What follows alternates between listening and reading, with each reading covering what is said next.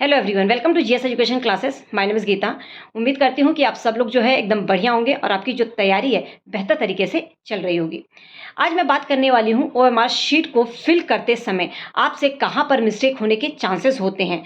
तो सबसे ज़्यादा तो एग्ज़ाम का प्रेशर जो है ना इतना ज़्यादा होता है कि आप लोगों की तैयारी कितनी भी अच्छी हो, लेकिन जब एग्ज़ामिनेशन हॉल में जाते हैं आप लोगों को क्वेश्चन पेपर मिलता है, उसमें ओएमआर शीट जब फिल करने का टाइम आता है तो कई बार जो है आप हड़बड़ी में जो है गलत फिल कर जाते हैं। तो आपको कहाँ पर ध्यान रखना पड़ेगा, स्पेशली जो सीटेट का एग्ज़ाम पहली बार देने जा रहे हैं, ओएमआर शीट पहली बार फिल करेंगे, उनके लिए जो ये वीडियो बहुत ही इंपॉर्टेंट होने वाली है ताकि आपसे ये मिस्टेक ना हो सके। और वीडियो इन्फॉर्मेटिव लगे तो लोगों के साथ ज़रूर शेयर कीजिएगा ताकि लोगों से ये मिस्टेक ना हो। उससे पहले अगर आप चैनल पे नए हैं तो चैनल को सब्सक्राइब कर सकते हैं। अगर आपको सीटेट के रिगार्डिंग टाइम टू टाइम आप अपडेट रहना चाहते हैं या आपको टिप्स एंड ट्रिक्स की ज़रूरत है या गाइडेंस की ज़रूरत है, तो चलिए स्टार्ट करते हैं। इसके लिए मुझे दिखाना पड़ेगा आपको ओएमआर शीट, ताकि आप जो है खुद देखें और अपने माइंड को जो है पहले से प्रिपेयर्ड रखें। ये देखिए आपका जो है ओएमआर शीट है, यहाँ पे जो है मैंने ओपन कर दिया है। अब यहाँ पे जो है ओएमआर शीट, यहाँ पे आप लोगों का जो है रोल नंबर है और यहाँ पे मेन बुकलेट नंबर है। कई बार जो है आप लोगों को जब क्वेश्चन पेपर मिलता है, क्वेश्चन पेपर में से आप ये अपना ये ओएमआर शीट निकालते हैं और फिल करना स्टार्ट करते हैं। एडमिट कार्ड में से आप लोग जो है आप लोगों को रोल नंबर फिल करना होता है। तो क्या करते हैं, कई बार जो है सबसे पहले जो है एप्लीकेशन नंबर लिखा होता है, तो कई बार लोग जो है क्या करते हैं यहाँ पर एप्लीकेशन नंबर गलती से लिख देते हैं। ठीक है, तो वो मिस्टेक नहीं करना है। आप लोगों को याद रखिएगा, पहले आपका रोल नंबर है, एप्लीकेशन नंबर कहीं पर भी नहीं पूछा जाता है। रोल नंबर फिल करना अपने माइंड में सेट कर लीजिए। फिर उसके बाद जो है मेन बुकलेट नंबर आता है। मेन बुकलेट नंबर बुकलेट के ऊपर भी लिखा होता है, वही सेम जो है यहाँ पे लिखा होता है, तो वही नंबर आपको फिल करना होता है। फिर यहाँ पे गोला भरना होता है। ठीक है, मैं आप लोगों को पूरा साफ साफ भी लिखा हुआ दिखाऊंगी, पहले यहाँ पे समझ लीजिए। यहाँ पे जो है आपका बुकलेट कोड होता है, यहाँ पे ऑलरेडी जो है लिख कर इसको जो है भरा होता है गोला, और फिर उसे भाषा 1 और भाषा 2 का कोड पूछता है, तो सेम यही कोड आप लोगों को फिल करना होता है। भाषा 1 का कोड सेम होगा, भाषा जो 2 है उसका भी कोड जो है सेम होगा। फिर इस गोले को जो है आपको फिल करना पड़ेगा। ठीक है, अब यहाँ पर ये सब करने के बाद आप लोगों को मेन मैं दिखा देती हूँ, यहाँ पे थोड़ा सा बड़ा करके आप लोगों को खुद दिख जाएगा। तो ये देखिए, यहाँ पे जो है ये रोल नंबर है, ये मेन बुकलेट नंबर है, और यहाँ पे पुस्तिका का कोड है। मेन बुकलेट कोड जो है वो दे रखा है, यहाँ पे लैंग्वेज 1 और ये लैंग्वेज 2। इस तरीके से आप लोगों को ये फिल करना है। ये पी है तो यहाँ पे भी पी, और यहाँ पे आप लोगों को गोला लगाना है। ज़्यादातर लोग जो है रोल नंबर को फिल करने में गलती करते हैं, एप्लीकेशन नंबर लिख देते हैं। देखिए, मैं ये ऐसे ही नहीं बोल रही हूँ, जो भी चीज़ें मैं आप लोगों को बता रही हूँ ये मेरे से जो है गलती से ये मिस्टेक हुई थी, तो मैंने सोचा कि आप लोगों को बता दूँ ताकि आप लोगों के साथ जो है ये चीज़ ना हो। और कहाँ पे मिस्टेक हो सकती है उसकी भी बात करेंगे। ये देखिए, अगर आप लोग जो है जैसे कि सीडीपी के क्वेश्चन पेपर सॉल्व कर रहे हैं, तो क्वेश्चन पेपर के जो आंसर मार्क करने में यहाँ पर जो है आप सबसे ज़्यादा टाइम बचा सकते हैं।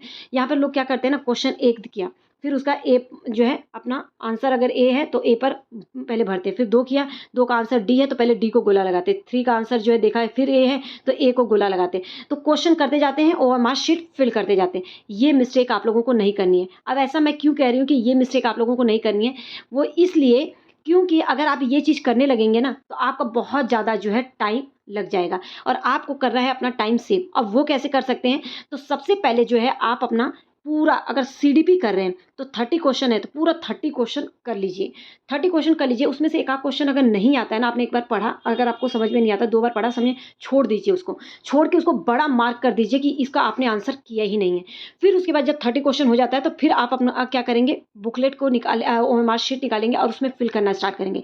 आप वहाँ पे देखेंगे कि आपको दोबारा क्वेश्चन अब पढ़ने की जरूरत नहीं है। ठीक है, दोबारा क्वेश्चन पढ़ने की जरूरत नहीं है।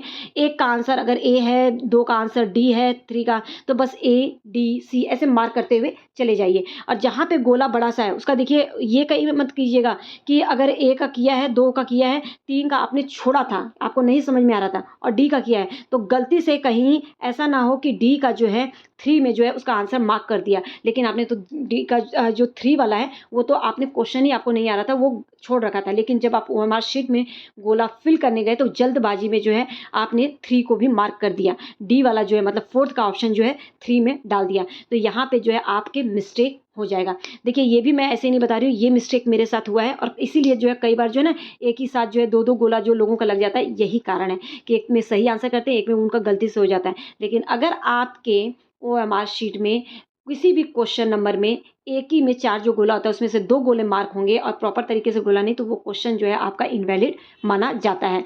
ठीक है, तो ये मिस्टेक करने से आप लोगों को बचना है। ठीक है, तो यहाँ पर जो है आपको ये छोटी छोटी जो है चीज़ें आप लोगों को ध्यान में रखनी है।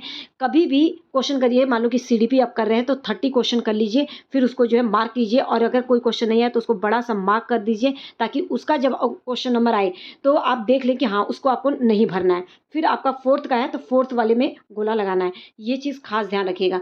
फिर उसके बाद जो है आपका EVS कीजिए। EVS के बाद जो है मैं यही बोलूँगी कि लैंग्वेज का पेपर ऑप्ट कीजिएगा।